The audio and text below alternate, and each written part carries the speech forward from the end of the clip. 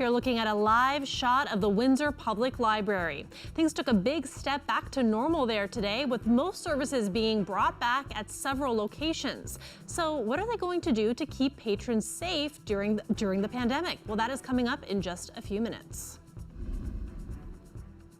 Another gorgeous day today. Hope you had a chance to be outside, but you can feel the shift in temperatures. It was a cooler one with temperatures in the 20s. Right now, around 25 degrees. Colette Kennedy will join us later in the show for a full weather breakdown. I'm Katerina Georgieva. Chris is away. Auto workers at the FCA plant in Windsor have given their union a mandate to strike. Over the weekend, they voted 98% in favor of striking if need be. But it doesn't mean they're going to. The vote comes as contract talks between the big three automakers and Unifor ramp up. Our Jacob Barker has been looking into this for us today. Jacob, what does this strike mandate mean? Well, it doesn't come as a surprise, Kat, but it does give the union another card to play at the negotiating table. Unifor is trying to hammer out a deal with automakers that will set the stage for how things go over the next few years, and it could have big implications for the industry here in Windsor. If those talks break down, if they hit a wall, Unifor says it has the overwhelming support of workers for a strike. Which shows you we're a good core group of people. We're on the same page, and if we have to, we're going to stand our ground. So we have these things out there just to let you know. A bargaining committee also feels stronger going into bargaining, knowing that the membership has reflected its support.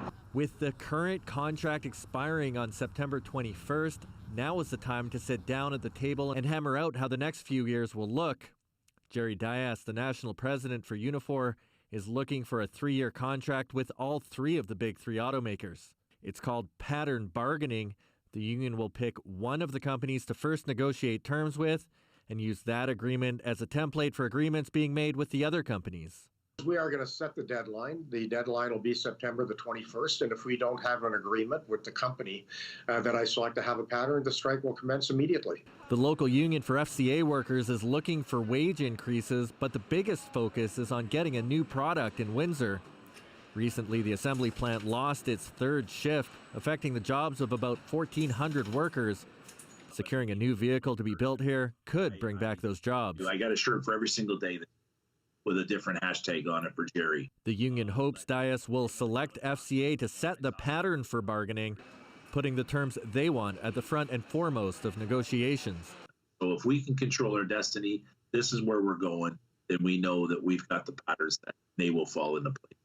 Dias says he will have that company selected by September 8th. When asked which company has the edge, he's being coy. There's no question. One is doing better than the other two as we speak. Okay, you wouldn't say. Yeah, that's as good as you're going to get. The interesting thing is things change. And there is room in FCA's product line to bring on something new. Right now, the company lacks a Chrysler-branded SUV or CUV. But will it happen? The chances are good. Are they 50-50? Are they 90-10? Are they 10-90? I'm not sure. I mean, that's what the negotiations are all about, because there's going to be push and shove and give and take on both sides of the table. But ultimately, this comes down to new product in Ontario, not just in Windsor, but in Oakville and in Bramalea. So that's what the union is after, and it should be their top priority. Jacob, interesting to hear the union side of things. What do we expect to see from the company? Well, Kat, I got a boilerplate response from FCA today restating what they said when negotiations first began. They said that in 2019, FCA Canada produced the most vehicles of the three domestic automakers, and that their goal in this round of negotiations is to, quote, reach a labor agreement that will sustain the company's competitiveness. Kat? Thanks, Jacob. The CBC's Jacob Barker. The Health Unit launched a new section on its website today that notifies the public of potential COVID-19 exposures. It comes after 2 restaurants and a winery in Kingsville were flagged late last week. Over the weekend, several local businesses were added to the list. The Health Unit says a customer or a staff member has tested positive in each of the following cases and is alerting anyone who may have visited the following businesses on these dates: Xanadu Gym in Tecumseh on August 19th, 20th, 21st, 25th, and 26th. Tim Hortons at 5775 Malden Road in Windsor on August 25th. and Spirit Halloween store in Devonshire Mall in Windsor on August 25th. The health unit says the risk is low, but these situations could easily have been high risk had the businesses not been following appropriate safety protocols. For more, you can check out this section on the Windsor Essex County Health Unit's website. It'll be updated with the latest alerts for possible exposures. Windsor Public Library is opening up some of its branches today in a step back towards normal. It'll be restoring most services at these locations with the hope of opening up more branches soon, if things go well. With more, let's go live now to the CBC's Sanjay Maru. Sanjay, what changes can people expect to see if they head to the library today? Well, Katerina, expect mandatory masks, enhanced cleaning, and a limit on the number of people inside. Today being day one of reopening at 3 of Windsor Public Library's branches. The Central branch here in the Paul Martin building behind me, the Riverside and Boudemere branches, a part of that reopening as well. I was given a tour of the Central branch earlier today to see what changes are going on inside. We've installed plexiglass at all of our desk spaces. So anywhere that you would interact with one of our staff, there'll be a plexiglass barrier. We've also reduced the number of computers that are currently active, and we've moved furniture in such a way as to ensure that people have the opportunity to properly social distance. Any material that gets used either in the library or if it's checked out and returned goes into a 72-hour quarantine, and that we think is a great way to prevent the possible spread of any kind of bug. We've made available disposable disinfectant wipes, with the idea being that we want to keep our computer keyboards and touch spaces as clean as possible. There is a liquid hand sanitizer dispenser on the wall, so that'll be available at all the branches too, with the hope being that as people are coming into the library, they're disinfecting. It's just making sure that everything works the way it's supposed to. Paying attention to things like whether or not people are sanitizing on their way in, keeping an eye on masks and things like that, and looking for feedback from our customers as well. And based on that said feedback, officials will look into reopening the other branches of the Windsor Public Library on September 8th. That date specifically being targeted since students will need access to computers once online learning begins. Katerina. And Sanjay, how is the library dealing with potential exposures to people with COVID? Well, Katerina, officials with the library say they're keeping track of who comes in and out of the library based on who has a library card. They say you can't check out a book or use a computer without coming in with one of those library cards. But we also know, Katerina, that the public library is just that, a space that is accessible by the public. That means people without a library card may need to use the library or access it as well. And of course, this all comes down to those contact tracing logs. Those you might see those when you walk into a store or a restaurant and they ask you to put your name and your phone number or email down in the event of a potential outbreak. Again, those contact tracing logs not happening here, and the absence of those are raising some concerns for people here in Windsor.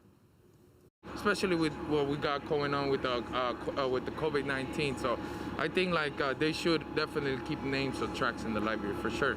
Somebody there that's not using the library card or whatever, just going in looking at books and that, these should be have their name down with their phone number, and if an outbreak happens, well, at least they can be able to contact the people that are there. Coronavirus is still active. And a lot of people just enter public places without library cards, without anything. You don't know if they've been in contact with anyone with corona or if they have COVID.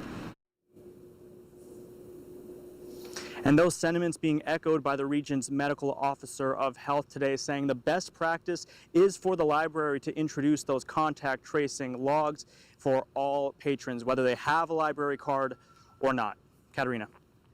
Thanks, Sanjay. The CBC's Sanjay Maru reporting live. The province's 4 largest teacher unions are filing a complaint with Ontario's Labour Board. They're alleging the government's school reopening plan violates its own workplace safety laws. We have classrooms with not even a meter physical distancing between students or desks. We have school buses that are going to run at full capacity. That's the head of the union for elementary teachers. He says union reps for nearly 200,000 teachers met with the Ministry of Labor recently. They requested the ministry set standards on safety precautions such as physical distancing. But Hammond claims the ministry didn't respond in time.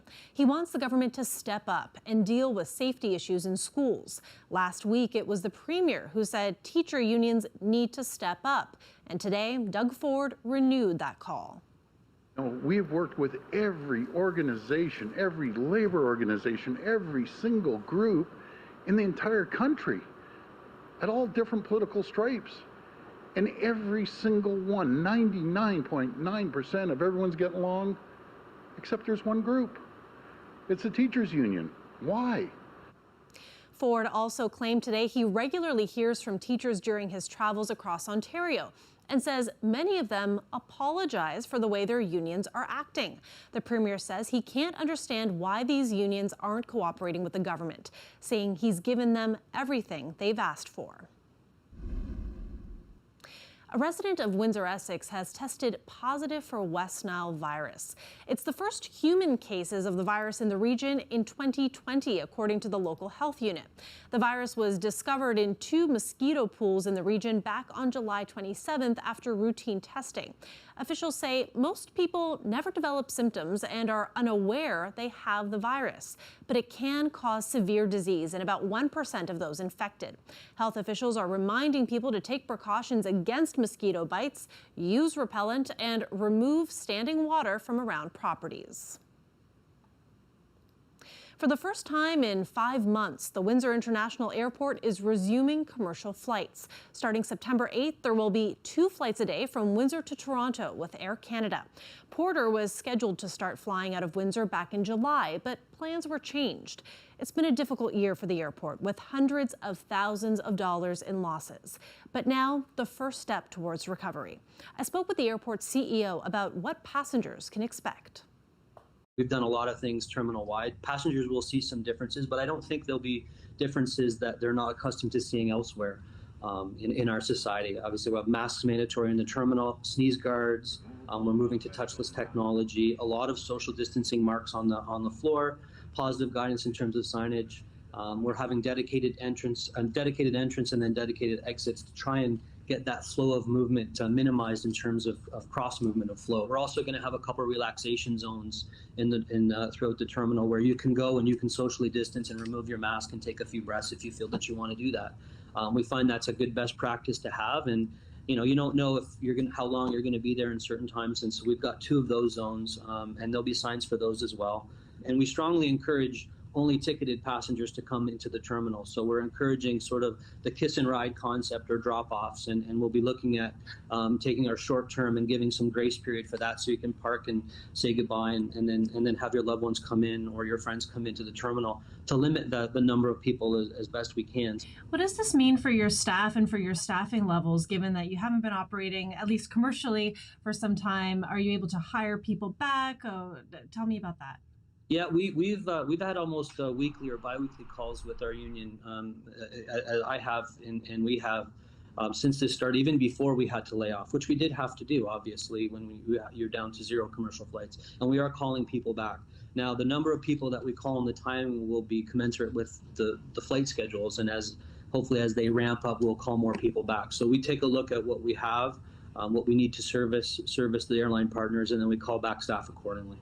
And as you mentioned, it's been a difficult 5 months, and you and I spoke around the end of March, and it was very clearly a difficult moment, announcing that flights were having to be canceled. How are you feeling now at this moment where things are starting to reopen for you? Well, optimistic and hopeful. It's sort of, we hit a pause button, right? And hitting a pause button, we're forced to hit a pause button as we all were. But it also allows you to examine a number of things and try to improve upon them. So we took those 5 months to do that. And I say we continually work with our airline partners, and we're looking at a number of different things that are maybe on the horizon. The question all comes down to, as we move this recovery forward and people get comfortable with flying and comfortable with, with going to visit loved ones or vacation or for business. I think flying and I think travel's in our DNA. And I said, traveling is living, but you can travel safely and live safely. No justice! No peace! No racist! No peace! No This was the scene along Windsor's waterfront yesterday, the Walk for Justice, part of the continued fight against anti-Black racism. Organizers say they're going to continue to hold events like this one to push for meaningful changes in the community. The systemic racism all over our country, the United States, the things that are happening that are just so heartbreaking, you know, it's very hard for a lot of people. So this is the right time to bring our community together. And these marches and demonstrations do just that. It's a chance for us all to come together and enjoy being together and congregate, and everybody's pretty much on the same page. You know, we want justice for all, right? So that's what everybody's here for. Hearst says there have already been conversations with city officials and police to make meaningful changes. Organizers say attendance was fairly low at the walk because the invite that was sent out mistakenly listed the event as virtual. But even still, they received a lot of support and messages online. Tributes have been pouring in for actor Chadwick Boseman, who died Friday. Boseman had been battling colon cancer for several years. He played some iconic roles over his career, including Jackie Robinson, James Brown, and the Black Panther in the Marvel Universe. CBC spoke with local actor Leslie McCurdy about Boseman and the legacy he leaves behind. I think because he did play some very iconic roles, and in particular, the Black Panther, you know, it became an iconic role, and he played it so well and so regally, and the portrayal of African Americans and Africans in it was so positive, and it gave everybody such a role model, something to look up to, and it was the first one that was that powerful, I think. So it impacted upon people a lot, just that image, and losing that image, particularly at this time when there's this uproar and this real reckoning about the racial disparities and injustices that have been existing. It's sunny right now, but there is a chance of showers in the forecast for tomorrow. Colette will join me after the break with everything that you need to know.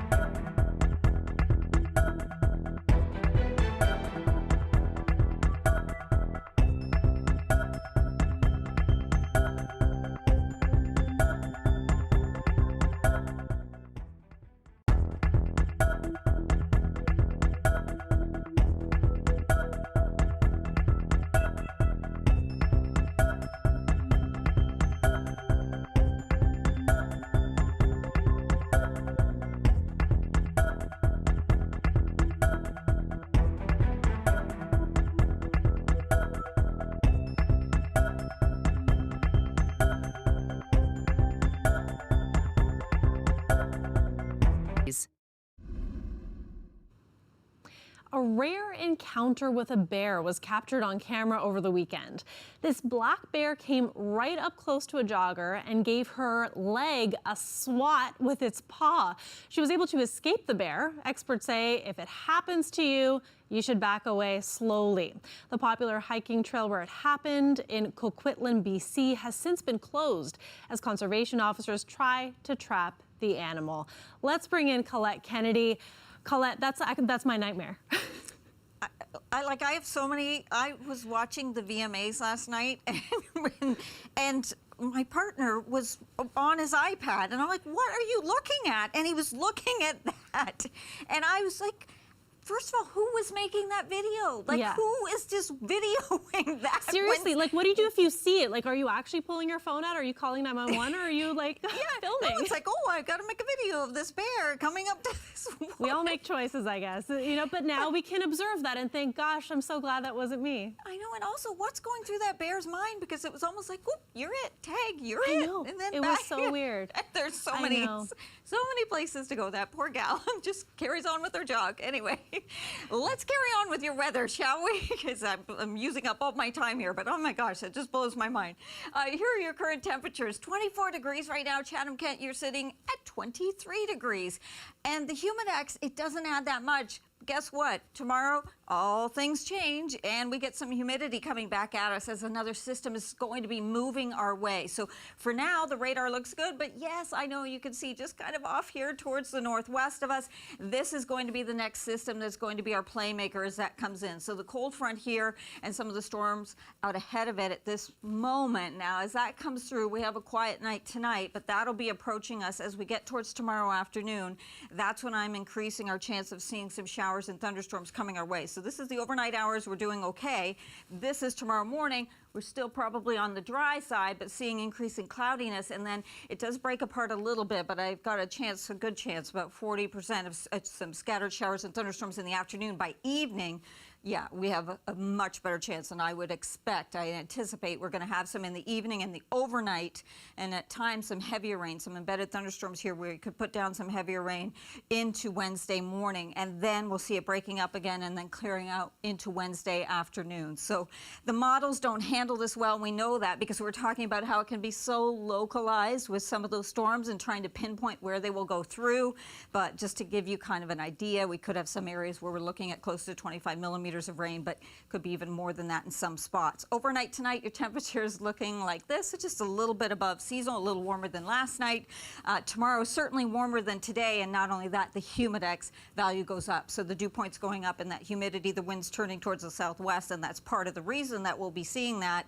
And looking at the next few days, we've got that heat with us. Into Thursday, we've got a cold front, though, Thursday night that goes through, dries the air mass back down. Dew points go down, and it's kind of more like today. We're kind of bookending it with more comfortable air at the beginning and end of the week, Kat. Thank you so much for breaking that down for us, Colette. You got it. Coming up, we've got a story about how seniors are sometimes more vulnerable to scams, especially now in the middle of a pandemic. We'll tell you what you need to know when we come back. Stay with us.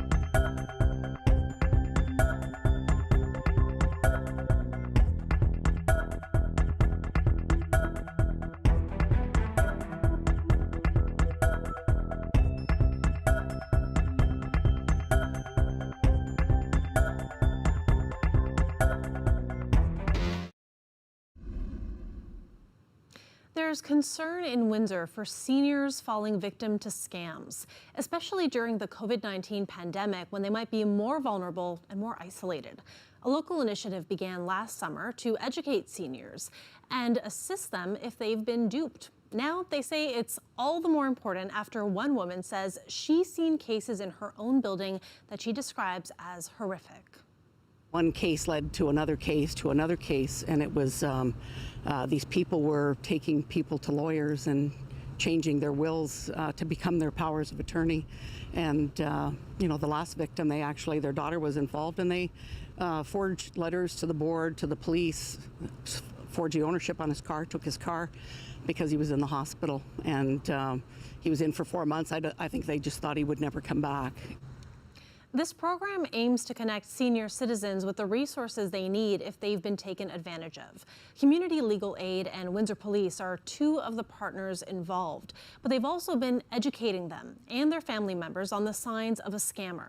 And financial scams among seniors is something Community Legal Aid has seen rise during the pandemic. Anyone who contacts you claiming that they have information about you should be able to confirm that information to you in writing, and you should never ever give any of that information, particularly over the phone. And I always tell people it may feel like rude, but really there's no harm in hanging up the phone. And if they come to your door, there's no harm in closing the door and saying, if you have my information, send it to me in writing. Don't even confirm your mailing address with them. Another tip for those who are keeping an eye on an elderly person. She says if they mention somebody new, you should be asking questions. Other red flags include the senior suddenly becoming always busy, not returning calls, or if someone else is picking up their phone. It is 6:29 p.m. That is it for CBC Windsor News. We'll leave you with another look at that tour of the library today. The new normal, so to speak. You can finally take some new books out, but you'll have to follow safety measures. And of course, as always, make sure you bring a mask. Don't forget, for news anytime, you can go to our website at cbc.ca/Windsor. We're also on social media. You can check us out on Facebook, Instagram, and Twitter. Power and Politics is up next. Thanks so much for watching. Have a great night.